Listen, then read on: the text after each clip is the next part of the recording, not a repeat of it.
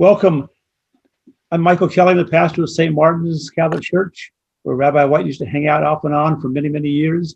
I want to welcome the people from St. Martin's, from the Crucio community, which is a religious community of Catholics, and all our good friends from the IFFP. So I feel very honored. This is our first virtual Seder. So it's very much in the spirit of Rabbi White, who did this with us here at St. Martin since about 1995. We did about 20 with him. I think of Rabbi White 3 or 4 times a week for many reasons. I think he's one of my patron saints, actually. So I want to introduce, I'm going to get to co-lead this with both my friend Rabbi Debbie Reichman and Reverend Julia Jarvis. So I feel very honored that we together can continue this legacy, continue to share Seder in spite of the pandemic. It's wonderful to be here. I'm Rabbi Debbie from IFFP.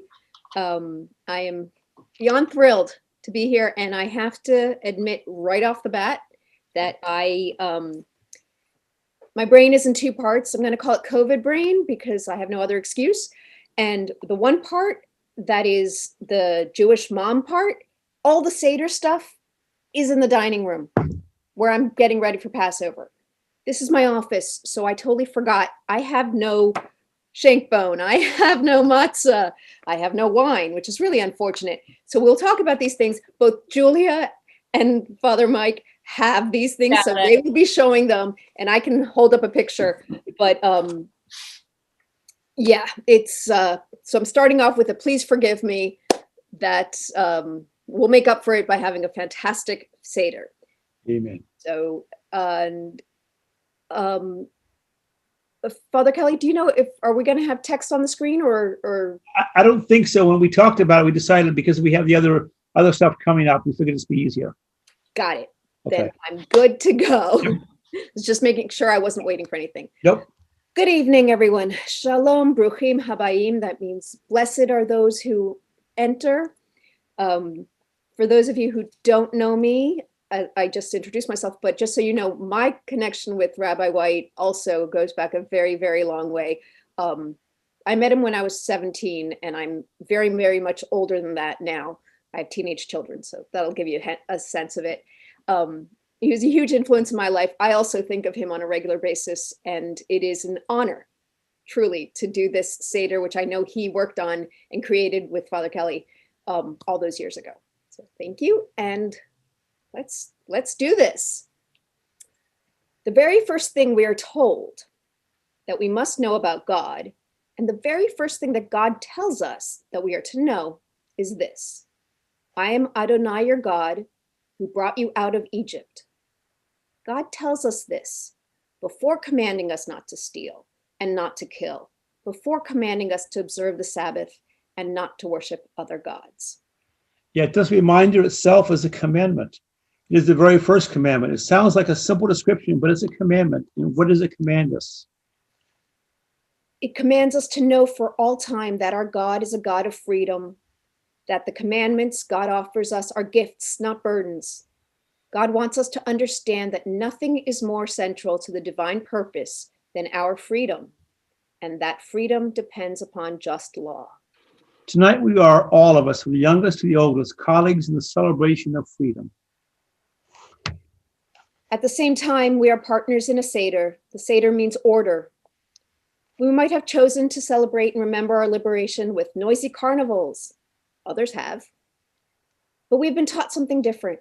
The exodus from Egypt was only the first step in our liberation. It was a step God helped us take. And then God pointed us in the right direction, as if telling us, the rest is up to you. And here are my commandments as signposts along the way. And here, once a year is Passover, a time to reenact the Exodus, to go back to the beginning and start the journey to freedom again. And maybe, just maybe, not to get lost this time. And if you don't get lost, then you know what lies in store. And we do, for we know that as we start at the beginning and follow the signs, the next year, Jerusalem, to the Jerusalem of our yearning, freedom's prize. Welcome to our Seder. Tonight, we observe a festival of most ancient origin and most modern significance. For more than 3,000 years, Jews have gathered to retell the tale of their deliverance from Egyptian bondage. From those times until these, freedom-seeking people in nations all over the world have identified with and are inspired by the story of the Exodus. Tonight, we participate in the Seder as members of two communities, Black, Christian, Jewish, two communities that have known the struggle for freedom. We are oppressed. We're enslaved. Our task tonight is to remember that history. We dream the dreams of equality, of justice, of peace. Tonight, we meet together to refresh those dreams. Many of the symbols we use, the words we read, and the songs we sing tonight will be strange to some of those gathered here. But the message of the songs and the symbols will be familiar. The message is freedom. We are together because we know that justice and freedom are indivisible. May this message ring through the hills and valleys of our land and across the seas. This is a reading from Pastor Martin Niemöller. In the 30s in Germany, when they came for the communists, I didn't speak up because I was not a communist. Then they came for the Jews. I did not speak up because I wasn't a Jew. Then they came for the trade unionists, and I didn't speak up because I wasn't a trade unionist. Then they came for the Catholics, and I did not speak up because I was Protestant. Then they came for me. By that time, there was no one left to speak up. Now, in the presence of loved ones and friends, old and new, before us the emblems of festive rejoicing, we gather for a sacred celebration. Linking and bonding the past with the future, we heed once again the divine call to service, living the story that is told for all peoples, whose shining conclusion is yet to unfold. We gather to observe the Passover, as it is written. You shall keep the feast of unleavened bread, for on this very day I brought your host out of Egypt. You shall observe this day throughout your generations as a practice for all times. Exodus chapter 12, verse 17. We assemble in the fulfillment of the commandment. Remember the day on which you went forth from Egypt, from the house of bondage, and how God freed you with a mighty hand. Exodus chapter 13, verse 3. To celebrate the Seder is not merely to recall the Exodus, it is to recapture it. We are taught that in every generation, all of us are obliged to regard ourselves as if we ourselves went forth from the land of Egypt. So it is not enough to remember. We must ourselves enter the story, and through prayer and song and symbol and ceremony, make it our own. We must feel the lash and feel the hope that defeats its pain. We must feel the water at our feet and the fresh breeze of freedom on our face. And as we do, then our hearts will be open to all today who still live in Pharaoh's domain and all those for whom the Exodus has not yet happened. This great gift of freedom was given to us. These miracles were done for us. For us, the waters parted. Let us merit what has been given us by becoming agents of freedom for all God's children who dwell in darkness.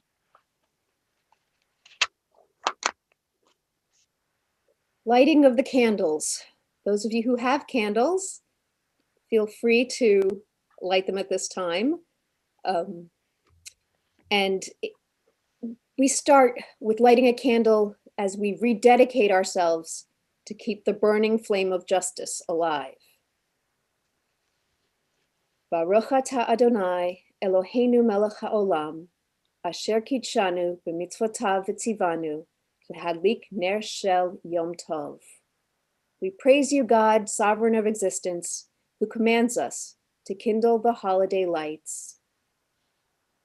Poem by Hannah Senesh, a young freedom fighter who died in World War II. Blessed is the match, consumed in kindling flame. Blessed is the flame that burns in the heart's secret places. Blessed is the heart with the strength to stop its beating for honor's sake. Blessed is the match consumed in kindling flame.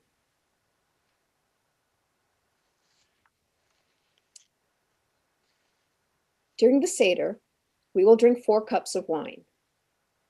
The 4 cups is based on a biblical verse in Exodus 6, verses 6 and 7, which uses 4 different verbs to describe God's deliverance of the children of Israel. V'hotzeti, I will bring you out.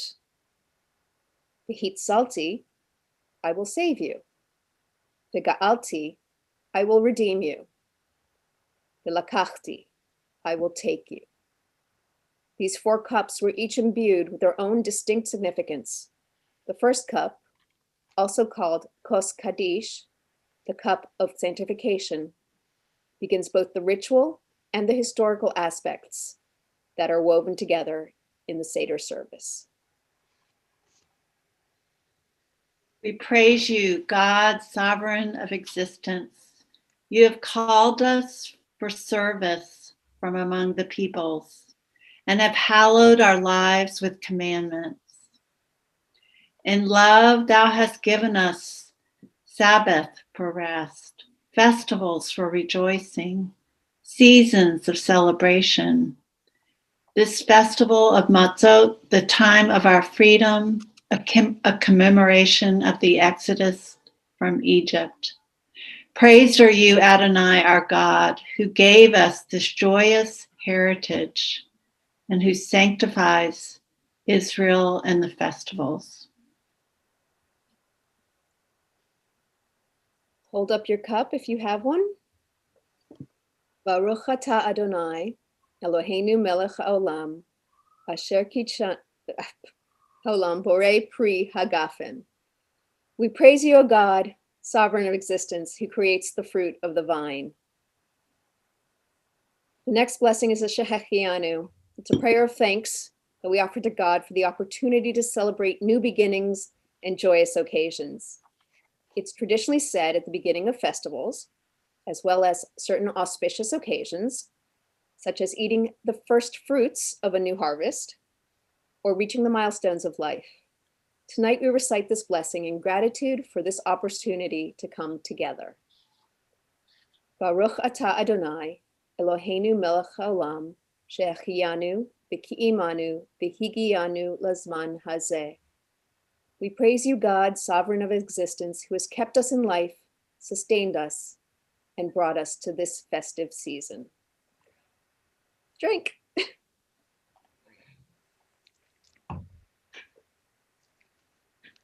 Karpas.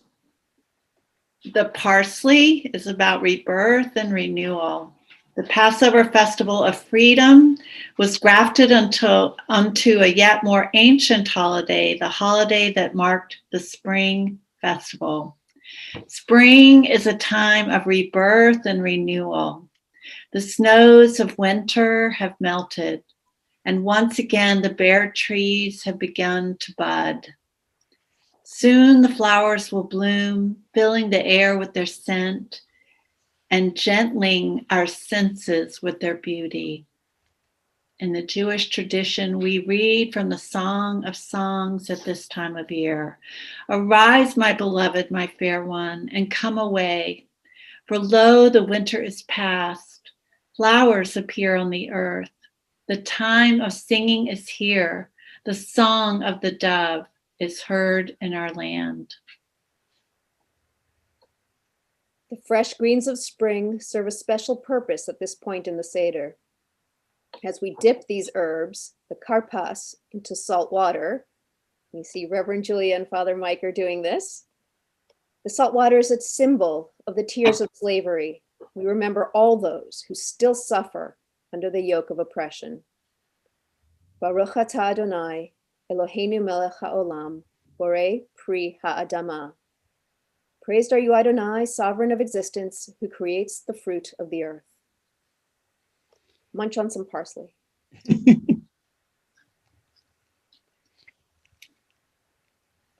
A bond formed by sharing. There are on this plate 3 pieces of matzah, the bread of poverty and affliction. We break the middle matzah and conceal one half as the afikomen, a word from Greek origin meaning a kind of dessert. Why do we break a matzah in half? Because the story we're about to tell is a story of how people were broken by slavery. We begin with the break. We did not conclude our Seder until the halves have been reunited. The story we are about to tell is a story of how broken people were made whole by freedom. Later, we will share this afikomen as in the days of old, when the Passover offering we share the service of Jerusalem.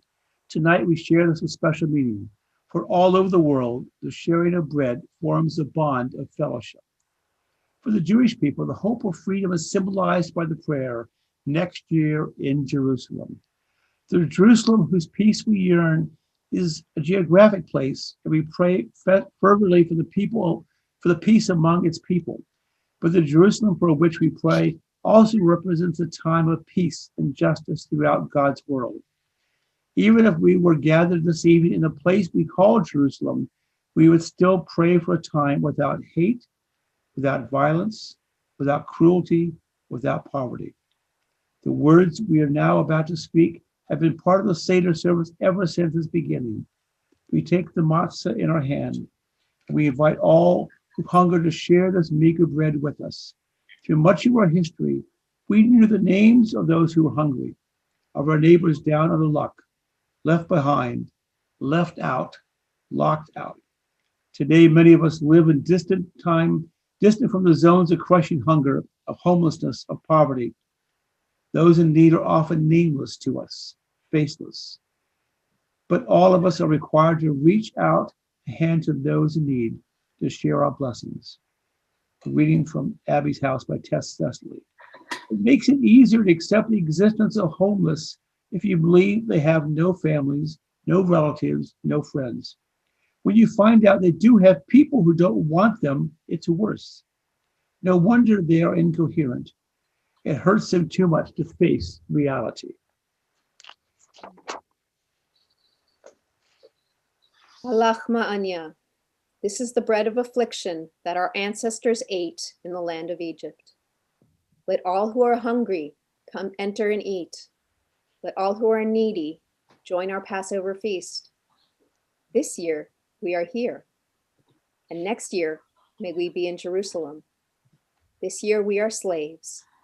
Next year may we be free men and women. We have a song from our IFFP. Avadim Hayinu. Once we were slaves, but now we are free.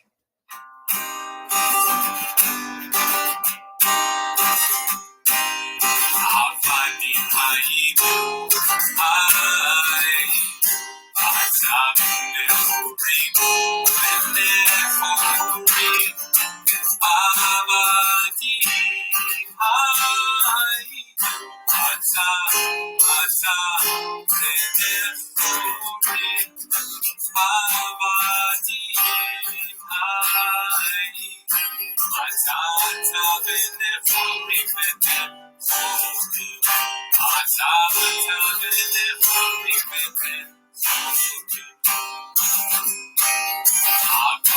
Hayinu.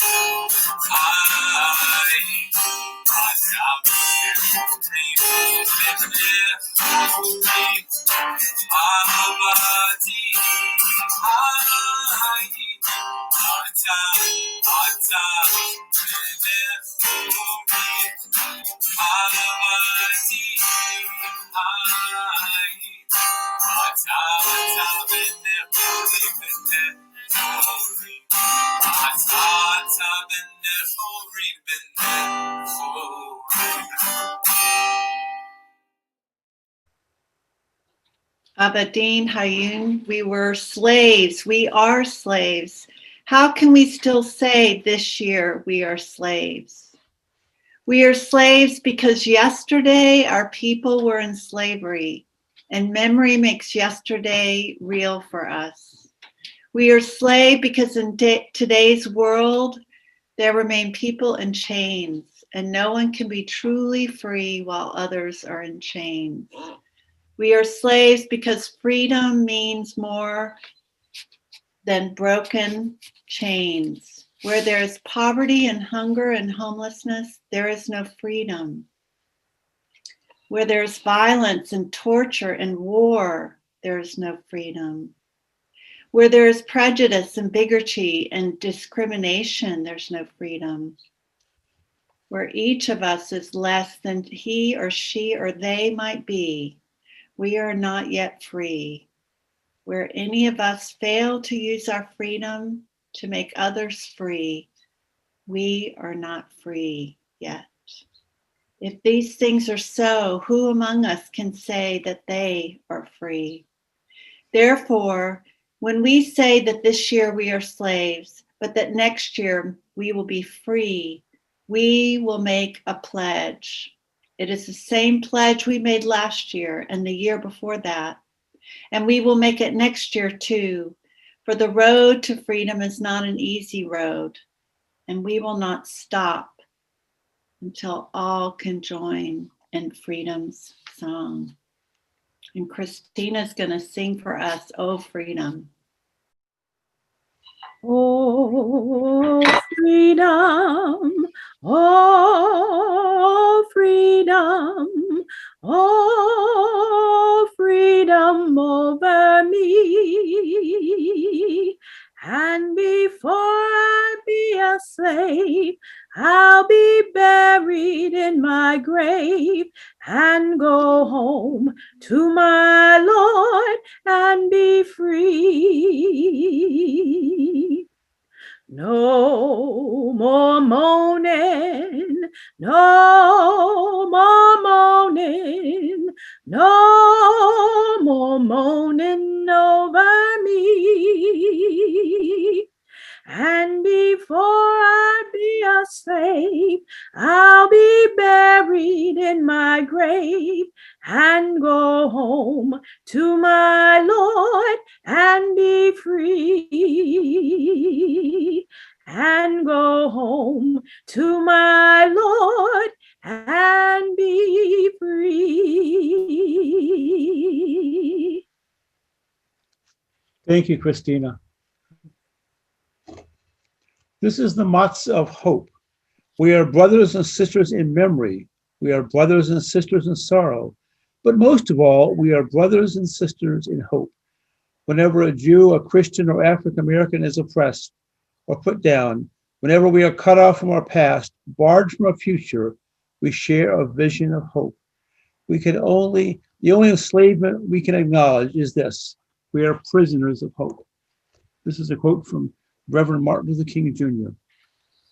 These deprivations are part of a person's emotional and intellectual life. They determine whether he is fulfilled as a human being. When you are written out of history as a people, when you are given no choice but to accept the majority culture, you are denied an aspect of your own identity. We must affirm that every human life is a reflection of divinity, and every act of injustice mars and defaces the image of God in us. We come now to the 4 questions the tradition has proposed to us. The Seder table was and is a time to ask and discuss, a time to search for answers, to ask without fear. That too is a mark of freedom. So let these 4 questions of the tradition serve as examples, and let them serve as the beginning of our discussions. Please enjoy this video of our IFFP's 1st and 2nd graders. 3.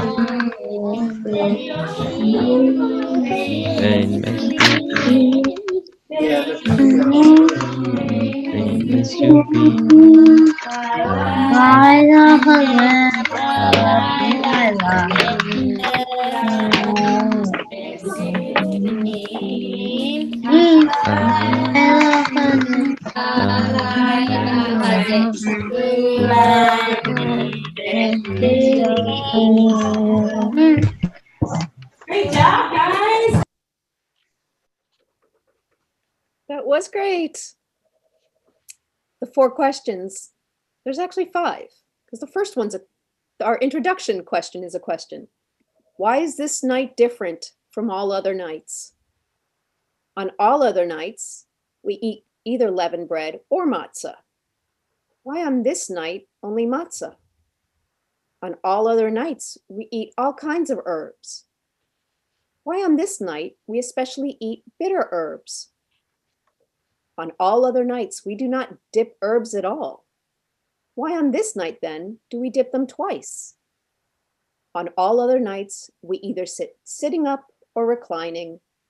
Why on this night do we all recline? Where do we find the answers? In the story itself. And now let us ask new questions, our own questions, as we begin to tell our story of the liberation of the Jewish people from their enslavement in Egypt. Why is this night different from all other nights? Because on all other nights, we eat alone in our own communities, in our own homes, while tonight we have crossed boundaries to eat with one another. Because on all other nights, we recite our personal histories to ourselves, while tonight we are listening to each other's stories. Because on all other nights, we focus on our particular identity, while tonight we are conscious of our universal humanity. Because on all other nights, we accept our separateness, while tonight we acknowledge our incompleteness and seek to build bridges across the gaps that have kept us apart. The telling of the story of the Exodus. We were slaves unto Pharaoh in Egypt, and God brought us forth with a mighty hand. Had not the Holy One, blessed be God's name, delivered our people from Egypt, then we, our children and our children's children, would still be enslaved. Therefore, even as all of us were wise, all of us people of understanding, all of us learned in the Torah, it would still be our obligation to tell the story of the Exodus from Egypt. Moreover, whoever searches deeply into its meaning is praiseworthy. We have known physical and spiritual servitude. We have been subjected to social degradation. For the eyes of others, we are a subject people, Armenians. My father was a fugitive Armenian. He went down to Egypt with meager numbers and sojourned there. And there became a great and populous nation. From Deuteronomy chapter 26, verse 5. A great nation means it was distinguished in character and tradition. In Egypt, the Israelites, our people, did not alter their way of life, their convictions, their names, their heritage, their faith, their language. By virtue of this self-respect and dignity, they merited redemption. True redemption comes with acceptance of oneself and identification with one's people. In a world of anxiety, hatred, prejudice, anger, and pain, we keep before us the vision of the day when all people shall be free, free to be themselves and free to accept each other. I took your ancestors, Abraham and Sarah, from across the river. I led them into the land of Canaan, and I increased their descendants, and I gave them Isaac and Rebekah, and to Isaac and Rebekah I gave Jacob. When Jacob and his children went down into Egypt, Joseph was already in Egypt. Joseph had emerged with power over the land of Egypt. There was famine in all the lands, but in the land of Egypt there was bread. And Pharaoh said to the Egyptians, "Go to Joseph. Whatever he tells you, you shall do." And all the world came to Joseph in Egypt. After Joseph died and all his brothers and all that generation, a new king arose over Egypt who did not know Joseph. And he said to his people, "Look, the Israelite people are much too numerous for us. Let us then deal shrewdly with them, lest they increase. And in the event of war, join our enemies in fighting against us and gain ascendancy over the country." So they set taskmasters over them with forced labor, and they built garrison cities for Pharaoh, Pithom and Ramses. The Egyptians embittered their lives with harsh labor at mortar and brick and in all sorts of work in the fields. But the more they were oppressed, the more they increased and spread out, so that the Egyptians came to despise and dread the Israelites. So Pharaoh charged all his people, saying, "Every boy that is born shall be thrown in the Nile. Let every girl live." We cried unto Adonai, the God of our ancestors, and God heeded our plights, our misery, and our oppression. From Exodus, Deuteronomy, and Joshua. As we recall God's promise of redemption, we remember that in every generation and in every age, some rise up to plot our destruction, even in our own time. And Christina's going to sing "Go Down, Moses."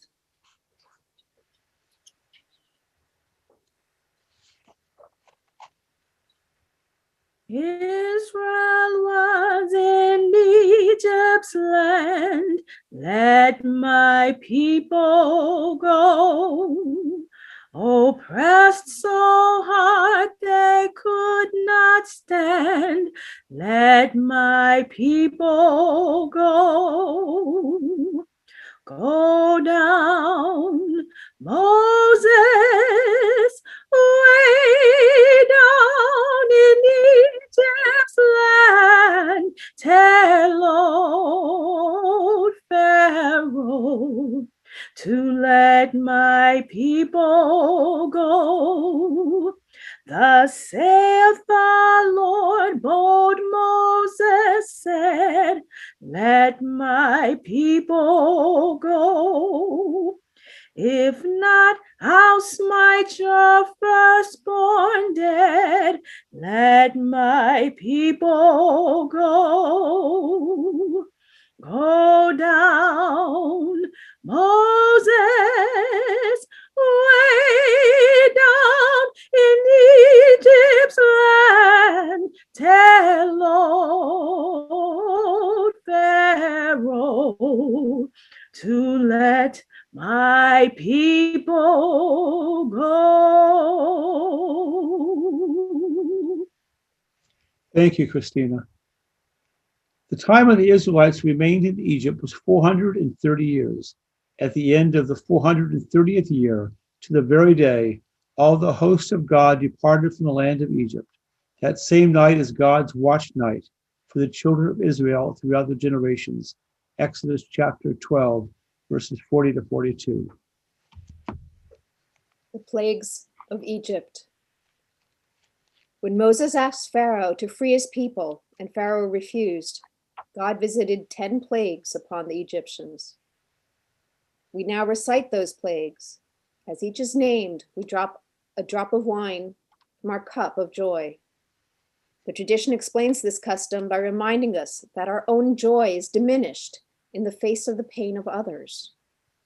Even though the plagues are an essential element in the saga we celebrate, we derive no pleasure from them. We do not gloat at the suffering they caused. The 10 plagues. Dung, blood, Svardea, frogs. Hinim, lice. Arov, wild beasts. Dever, light. Shchin, boils. Barad, hail. Arbe, locusts. Choshech, darkness. Makat bechorot, slaying of the firstborn. They taught God is urgent for justice, for upon justice the world depends. As Dr. Martin Luther King Jr. said, injustice anywhere is a threat to justice everywhere. Injustice to any people is a threat to justice to all people. I will not remain silent in the face of injustice. Die, die, die, die,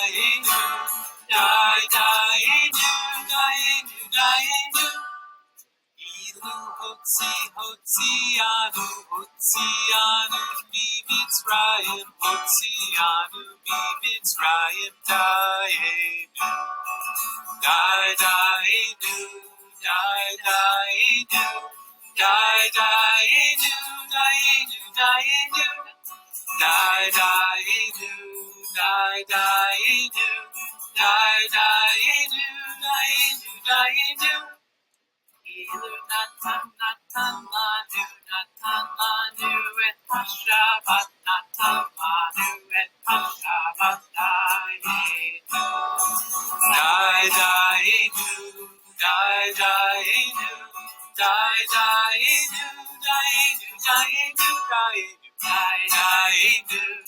Daenu Daenu Daenu Ilu Natan Natan Lanu Natan Lanu et HaTorah Natan Lanu et HaTorah Daenu Daenu Daenu Daenu Daenu Daenu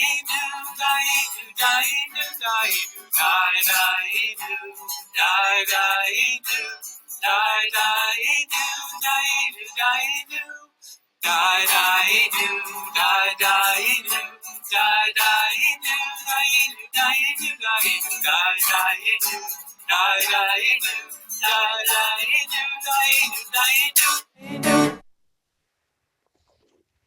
I can only hear Rabbi White's voice in my head. What does it mean it would have been enough? Surely no single of these would have been enough. It means to celebrate each step toward freedom as if it were enough. Then to start out on the next step. It means that if we reject each step because it's not the whole liberation, we will never be able to achieve the whole liberation. It means to sing each verse as if it were the whole song, and then to sing the next verse. This is a quote from Archbishop Desmond Tutu. Liberation is costly. Even after the Lord had delivered the Israelites from Egypt, they had to travel through the desert. They had to bear the responsibilities and difficulties of freedom. There was starvation and thirst, and they kept complaining. They complained that their diet was monotonous. And what is worse, many of them preferred the days of bondage in the flesh pots of Egypt. We must remember that liberation is costly. It needs unity. We must hold hands and refuse to be divided. The ruler always wants to divide and rule. We must know that before we reach our promised land, there will be detentions without trial. There will be division. There will be treachery and disloyalty. We must be ready. Some of us will not see the day of our liberation physically, but these people will have contributed to the struggle. Let us be united. Let us be fulfilled with hope. Let us be those who respect one another. And this is a quote from Dr. Martin Luther King Jr. Now, what does this mean in a great period of history? It means that we've got to stay together and maintain unity. You know, whenever Pharaoh wanted to prolong the period of slavery in Egypt, he had a favorite formula for doing it. What was it? He kept the slaves fighting among themselves. Whenever the slaves got together, something happened in Pharaoh's court, and he could not hold slaves in slavery. When the slaves get together, that's the beginning of getting out of slavery. Now let us maintain unity. The Midrash tells us that when the children of Israel came to the edge of the sea with the armies of Pharaoh in pursuit, the water first refused to part. It was not until the first Jews had stepped into the sea and the waters reached their necks that the sea parted, and the children of Israel passed safely through on dry land. Now as then, redemption cannot come unless we take the first step.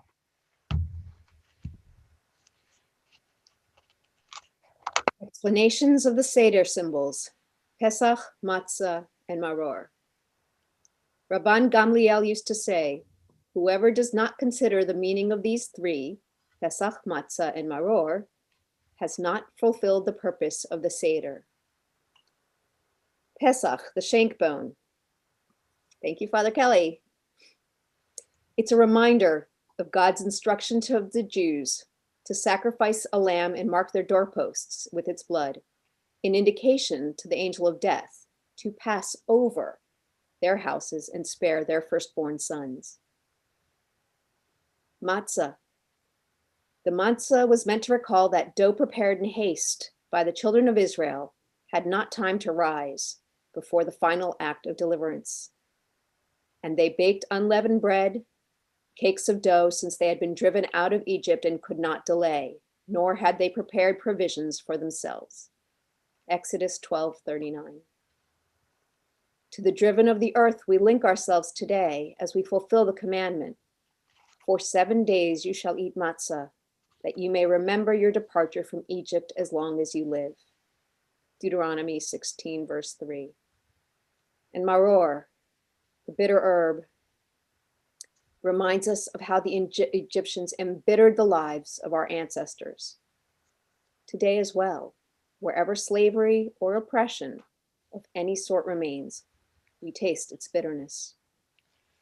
We link ourselves with our brothers and sisters in this world who are not yet free as we fulfill the commandment to eat matzah, bread of affliction.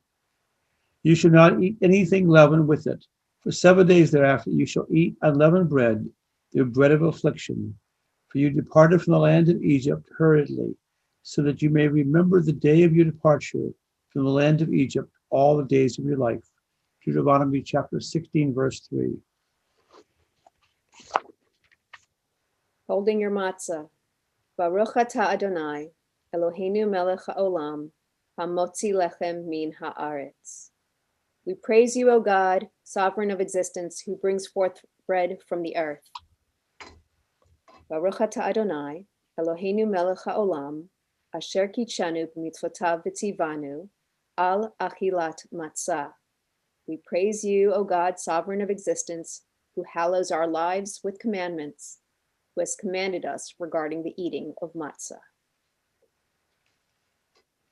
Maror, the bitter herb. Baruch atah Adonai, Eloheinu melech haolam, asher kitshanu b'mitzvotav v'tzivanu, al achilat maror. We praise you, O God, sovereign of existence, who hallows our lives through commandments, who has commanded us regarding the eating of maror. Tonight, as we taste the bitter herbs, we share in the bitterness and disappointment of the lives of our forefathers. We recognize the bitter consequences of exploitation and repression, the loss of lives, and the waste of human potential. And now we approach the meal, a kind of intermission in the narrative. We begin with the charoset, the mixture of apples, nuts, wines, and spices made into a paste. Its texture symbolizes the mortar our ancestors used to build Pharaoh's cities. Its sweetness is the symbolic of the blessings of freedom.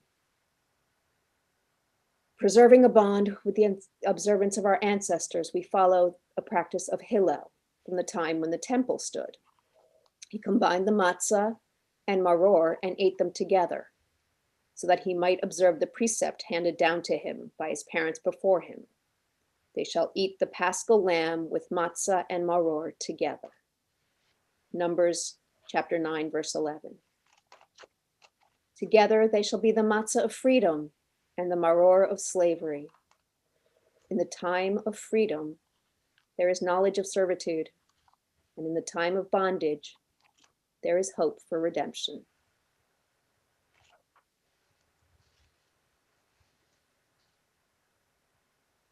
We've eaten our meal.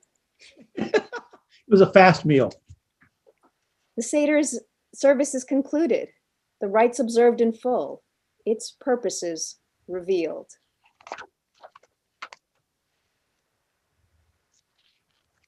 It's hard to talk with matzah. This privilege we share will ever be renewed until God's plan is known in full. God's highest blessing sealed. Peace. Peace for us, peace for everyone, for all people. This is our hope. Next year, may we all be free.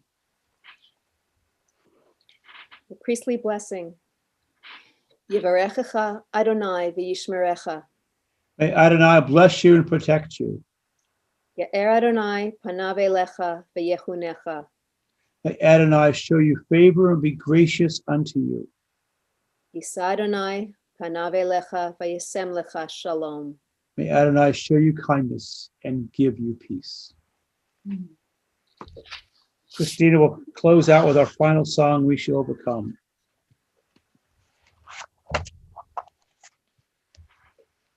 We shall overcome. We shall overcome. We shall overcome someday.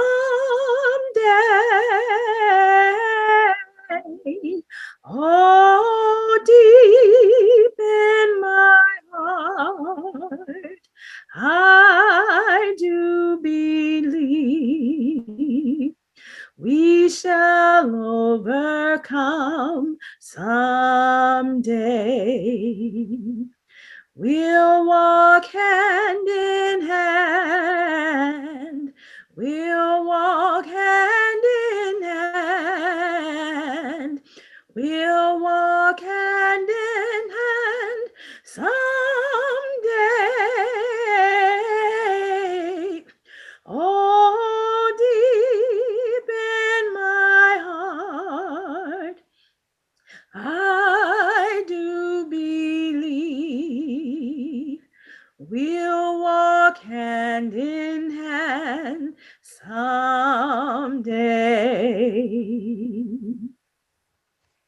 Thank you, Christina. Thanks for all the people who joined us. I want to especially thank Rabbi Debbie and Reverend Julia. This has been wonderful, and I just can very much feel the spirit of Rabbi White among us. So it makes me very happy. Thank you for having us this year. It's been a pleasure. We'll come back and do this again, maybe in person.